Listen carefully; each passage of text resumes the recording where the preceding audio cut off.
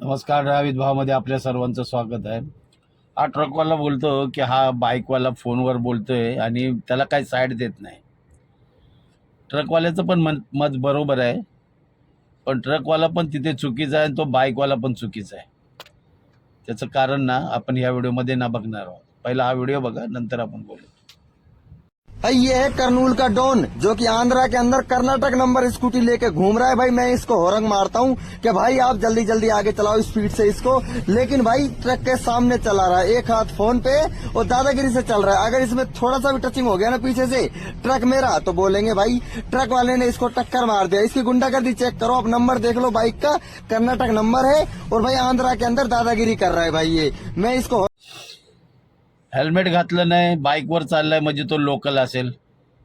ट्रकवाले जे पण असतात ना, हे बाहेरगावरून कुठल्याही राज्यात अख्ख्या भारतभर फिरतात. एवढी घाई करायला नाही पाहिजे. ठीक आहे, तो काही लोकांची सवय असते.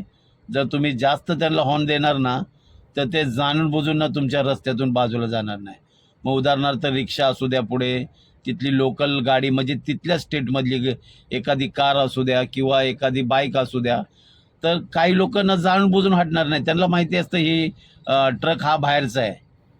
ते दादागिरी करतात. मुळात ट्रकवाल्यांनी पण घाई नाही केली पाहिजे. एक लाईन बंद असल्यामुळं ना तुम्ही आरामशीरच चाललं पाहिजे. का माहिती आहे का, जर तुमचा धक्का लागला, तो लोकल माणूस आहे, फोन करून अजून 3-4 जणांना बोलवणार.